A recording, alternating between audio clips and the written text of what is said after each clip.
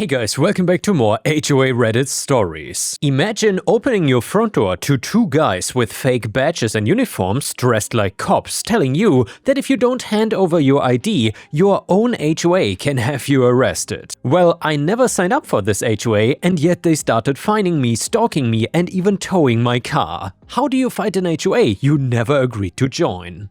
And the first HOA story starts like this. So, I live in a relatively quaint and suburban neighborhood. I've been living here for years and I've never encountered any problems. All my neighbors are nice and respectful and they have not done anything to really bother or annoy me or anyone else over the years. There's hardly any crime, nothing at all, and this neighborhood is absolutely wonderful and I honestly have no complaints. However, this started to change a few months ago when a homeowner association was started in my neighborhood. I've always tried to avoid HOAs since I've heard the numerous horror stories online, and that was honestly one of the big deciding factors while I was looking for a place to move to. I just didn't want to deal with all the additional research about any HOAs on top of checking out the neighborhood. Like I said though, there was not an HOA beforehand in my neighborhood until recently, and I don't know how it all started. I guess someone spurred the idea for it and they got all their paperwork done. As much as I don't like HOAs, I was not necessarily upset about the formation of an HOA. The good thing is that if an area did not previously have a homeowner association and one is formed, the homeowners are not automatically part of the HOA unless they explicitly consent to it. However, the HOA did not leave me alone as I had hoped. They started pestering me to join their association. It started out with letters and they were basically sending me a bunch of mail asking me to just join the HOA. At first, I was not surprised about the letters. I mean, it's natural to want people to join your organization.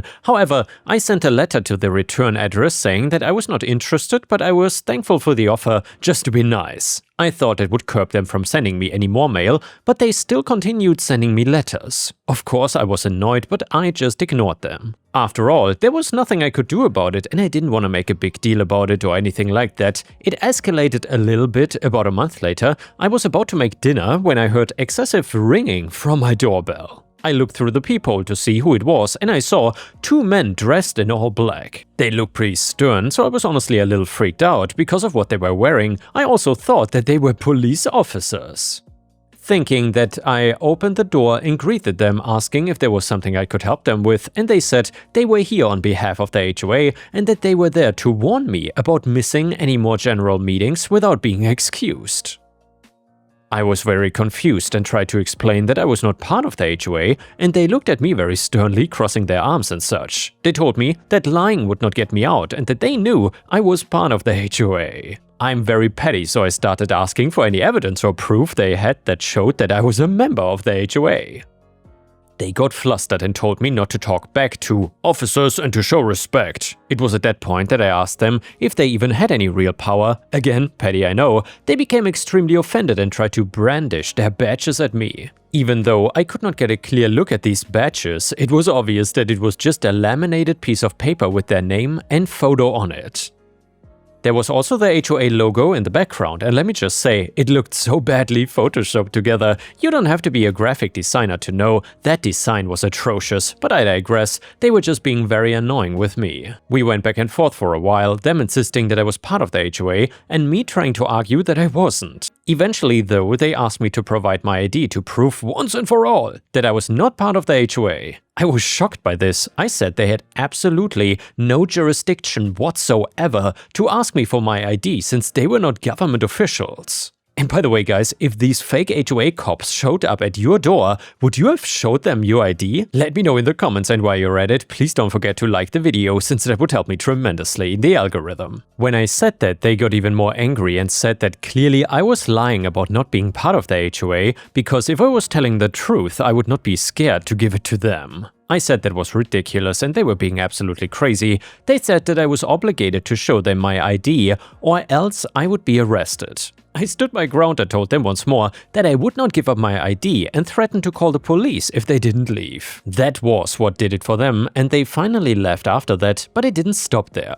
After their visit, I began receiving a bunch of violation letters saying that I was missing too many general meetings and not paying my HOA dues. The dues were the ones that scared me the most. I knew that I was not part of the HOA, so realistically, I had nothing to be worried about. But still, the letters kept saying that my dues were racking up and that if I didn't pay them, I would be at risk of foreclosure. To add on top of all these letters, the officers kept coming back, trying to coerce me to join. It got to a point where they would sometimes wait for me to come home. Looking back on it now, that was extremely weird and creepy. I don't know why they were so insistent on me joining. It got to a point where anytime my doorbell rang, I just ignored it, thinking it was these officers. One time, my friend was coming over, but they rang the doorbell, so I thought it was these officers again and just ignored it until my friend had to call me. I finally hit my last straw when I saw that my car had gotten towed. It was a Saturday, so I was gonna run some errands while I had free time in the morning, but when I came outside, I saw that my car was just gone. I thought someone might have hotwired it and driven it away in the middle of the night, but then I saw that there was a note attached to my door. It said that my car had gotten towed because it received an HOA violation. The thing is though, the rule that the HOA was trying to enforce here was not even a genuine law. Basically, I'd received a violation for parking on the street overnight. And yes, I know that some areas have policies about parking in certain places at a certain time, but I made sure to check if this was a policy in my area, and as long as I'd lived here, it had never been a rule, but well, maybe things changed, you know? However, no, it's not a rule that exists in my area. It might have been an HOA policy, but even then there was no reason for me to get violated for it, since I was not even part of the HOA in the first place. I had to ask my friend to take me to the tow yard. Luckily, getting my car back was not too much of a difficult battle, since the car was under the jurisdiction of the people running the towing company, and I explained what happened, and because they saw that there was no reason for me to receive the violation, they returned the car to me without a fee. I was glad that I didn't have to pay for it, other than it being just a huge inconvenience overall, but still, this just showed to me just how far the HOA was willing to go to force me to join them. I figured that because I had not shown any real resistance to what they were doing, the HOA thought that they could just keep harassing me until I gave in. At this point, I was fed up with the HOA and their constant efforts to try and force me to join them, so I decided to take some legal action and consulted with a family friend who is an attorney. I explained the entire situation to her and asked her if there was anything I could do to stop the HOA from harassing me. I thought about getting a restraining order, but it was the HOA as a whole which was a problem, and it was difficult to force separation if I was still gonna live in the neighborhood. My friend then advised me to get a cease and desist, which is basically a legal order for a person or entity to stop a particular activity, so in this case, harassment. She told me to make sure that I gathered as much evidence as I could against the HOA to support my case. Thankfully, although I had thrown away most of the letters the HOA sent me, I took pictures of some of them, and it was both a blessing and a curse that they kept sending me more letters, because I began collecting these to use as evidence. I also have a Ring doorbell camera, so I was able to capture video evidence of the officers who were constantly visiting and waiting outside my house. I made a copy of my house deed, which showed that my area never had an HOA and that I was not currently in the HOA. To back that up, I also visited my county office on my friend's advice and requested proof that I was not part of the HOA, since HOAs are legally required to file everything with the county. Once I'd gathered all of this evidence with the help of my attorney friend, I sent a cease and desist letter to the HOA. The cease and desist letter was to get the HOA to stop any more harassment, but I also went to the cops to get some payback for the situation with my car and the aggressive cops. Thankfully, the cops warned the HOA about the car situation and actually arrested the two officers, since they were making threats and trying to impersonate law enforcement officers. Because of the cop involvement though, this entire incident spread like wildfire throughout my neighborhood. Word began to spread about the HOA's harassment of me and of the HOA officer's arrest. I think the latter was the reason why this spread so much, because these officers were still our neighbors and so their arrest had to be made known. But because the incident was getting so much attention, the HOA's reputation has actually been getting more negative. The other officers, because there were more than just the two who were assigned to me, have lost any authority they might have had around the neighborhood, and I think they're just in general losing respect because of how rude and entitled they are acting towards everyone. Because now nobody listens to them anymore. As for the HOA itself, I think its membership is actually dropping because of their harassment and how rude their officials were. Now that people are leaving, other things about the HOA are surfacing, about how entitled the HOA leadership is, about how absurd their policies and pricing are, etc. I honestly didn't expect my efforts to get them back off to have such a big ripple effect, but I'm glad I was able to pave the way for people to stand up against the HOA, or at least leave the HOA if they've been acting horribly. Honestly, I don't feel bad in the slightest. I would have been perfectly fine with the HOA as long as they left me alone, but no, they had to harass me, and all of this is on them. And the next one is an HOA story from r/FHOA, and it is titled HOA destroyed my rare succulent collection because I had too many plants. When I left Los Angeles after 15 years of petty theft, crime, and constant noise, I thought I was finally finding peace. I rented a townhome in what seemed like a clean, safe neighborhood, perfect for my 10-year-old son and for working remotely. The kitchen was huge, the kind of place where I could finally spread out and cook again. Out front was a patio area where I could display my lifelong collection of succulents. I am a botanist and plant collector, and some of those plants were over 20 years old. They were brightly colored aloes and agaves, and all in hand-thrown Italian clay pots. The HOA rules said that we could have plants in front of the unit as long as they were alive and didn't block anything, so I set them up with care. Neighbors often stopped to admire them or ask questions, and for a while, everything felt alright. But then came the first warning. The HOA fined me $50 because my 10-year-old son could not lift a heavy trash bag into the bin, and they said they had video evidence. That is when I realized the entire place was under constant surveillance, cameras pointed everywhere, even catching him playing with a soccer ball outside. A few months later, I got an email saying that I had too many plants. That was the violation, too many. I replied with a full breakdown of the species, explaining that they barely used water compared to the fruit trees and vegetable planters other residents had, but 2 days later I came home to find my collection was hacked apart. Rare agaves and aloes that had taken decades to grow had been cut to pieces by a gardener the HOA sent without my consent. When I demanded an explanation, they said the gardener misunderstood directions and then tried to claim the space outside my door was community property.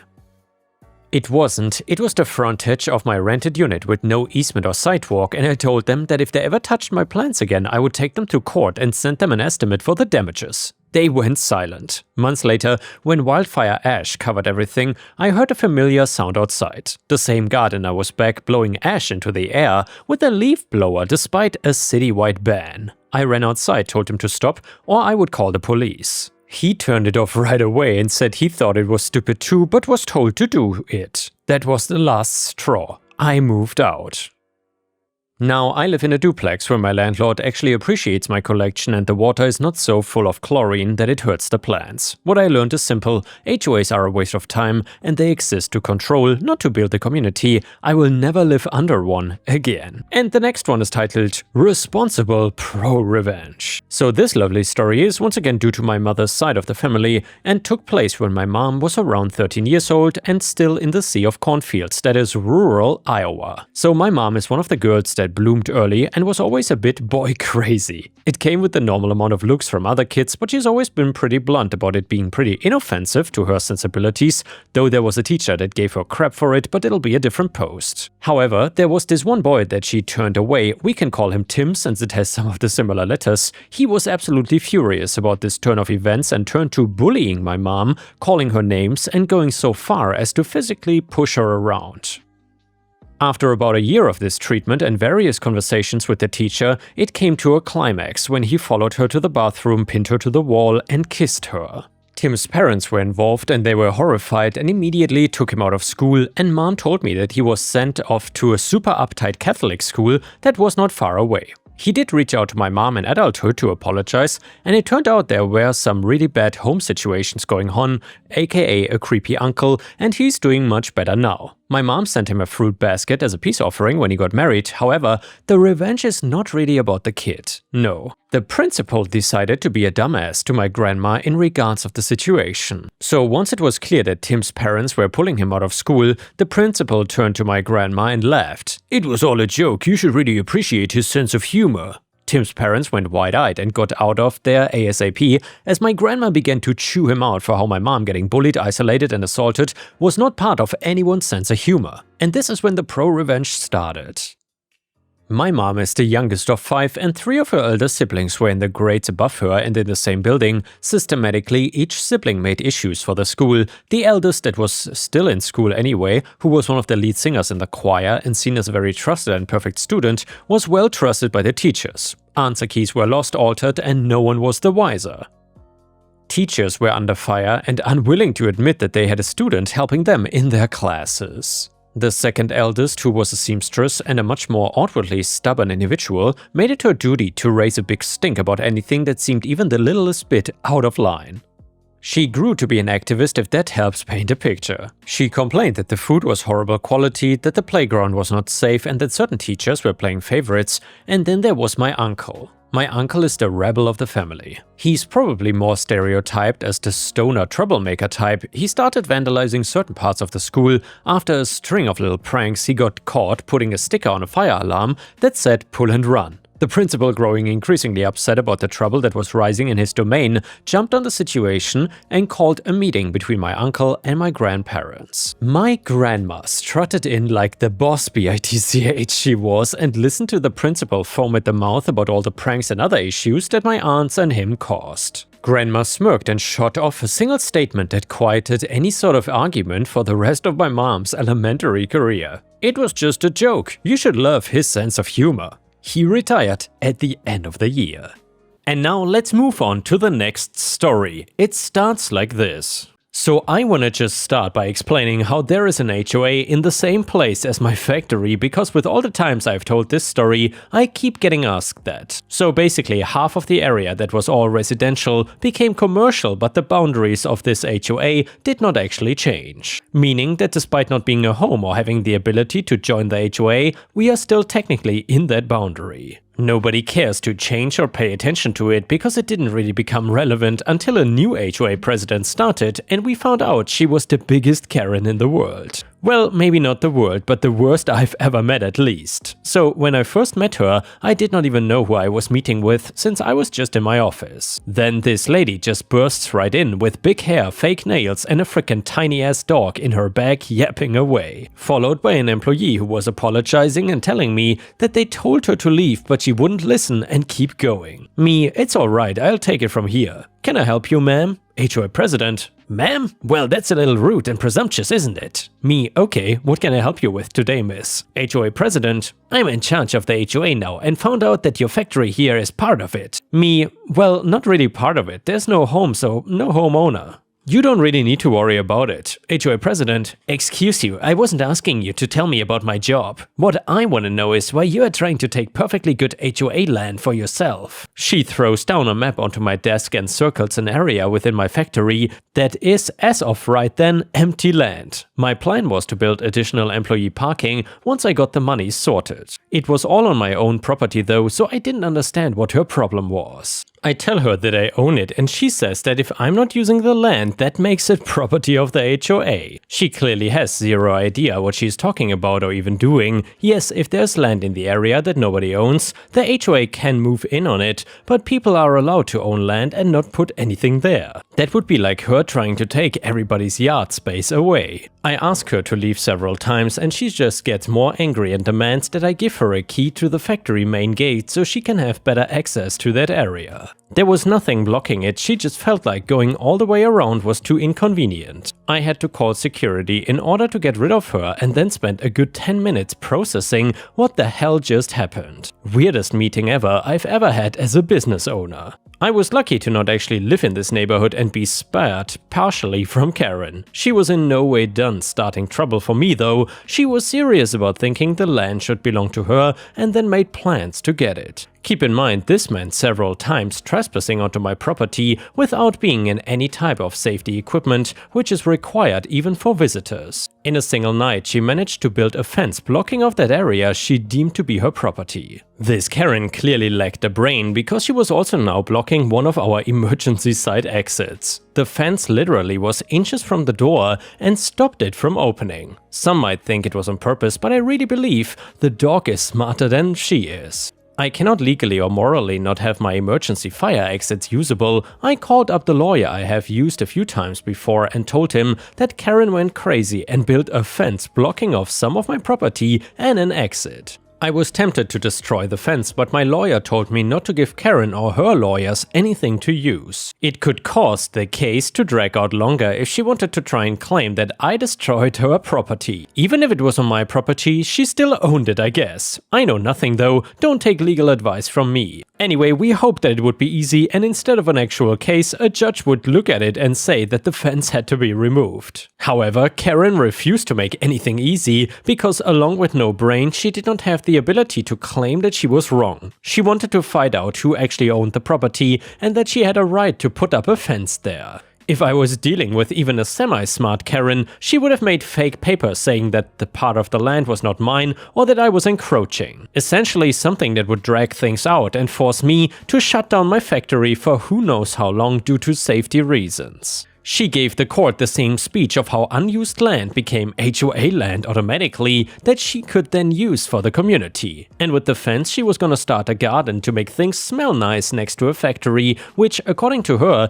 was evil and created smog and toxins and poisoned water. Because I guess she thought this was the olden times industrial age, when she was told that unused land did not go to the HOA, and since I owned the property, she could not take it over and build a garden. Well then, she still insisted that a fence was needed to protect people from the factory. I really wish she was allowed to keep going, because I never got to find out what that meant, and I kind of wanted to. She got cut off because she was arguing about the fence after being told to get rid of it. Also, if she tried to refuse to take it down and I had to keep my doors shut, she would be responsible to pay me for what I would lose in a day of revenue. A number that she didn't want to mess around with. Because of that, the fence was gone within a day, and I had enough reason to get a restraining order against this HOA. They already had to pay me for a few days off half the factory being closed and didn't want Karen getting them in more trouble. I don't know if she tried to pull this with other places within her boundaries, but my guess is that the rest of the HOA reined her in before she caused them more lawsuits. At least now, because of this, somebody is looking into trying and getting the boundaries changed so the HOA is really only affecting the area with houses. Like the name suggests, it should have the entire time. It's not a garden, but I did get the new parking area set up, which solved a lot of problems and complaints I was getting.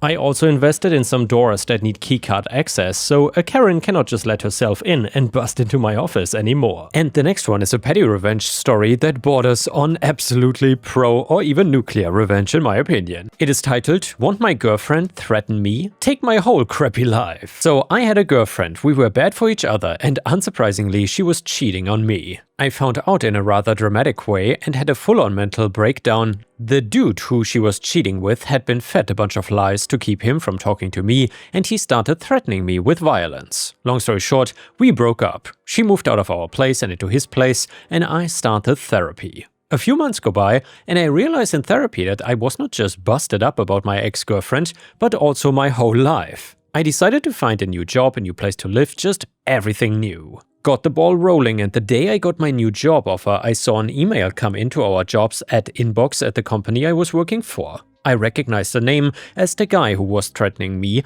and now living with my cheating ex. So I referred him to my boss, talked about how he was great, I'd only heard good things, and hey, because I was putting in my 2 weeks, they should definitely hire him. The dude comes in for an interview, I'm on the panel. When we're in the room together alone, he's like, "Dude, I'm so sorry bro for all the things I said. Thank you so much for helping me out." I say, "No sweat, she always had good things to say about you. And I know that she had a good picker. After all, she chose both of us." And we chuckled like polite people. He actually does okay in the interview and gets the job. That job was a crap show though. I'm not exaggerating when I say that it's the worst job I ever had. The place that I was moving to was paying twice for a third of the work, so I was relieved to be leaving. When I moved out of my place a month later, my landlord asked if I knew anyone who was looking for a place. I gave her the guy's phone number. That apartment was charming as hell when you first see it, but it was absolutely similar trash. You didn't know that until you were living there. It was almost as bad as the job. My buddy from my old job told me he got the call for it at work and jumped on it, so I knew he had my old crappy job, my old crappy place, and my old cheating girlfriend. I hope he enjoyed my life more than I did, but somehow I doubt it. I do know that they broke up about 2 months later though. And yeah guys, I gotta say, that was brilliant petty revenge. Props to OP. Thank you so much, and I will see you again tomorrow.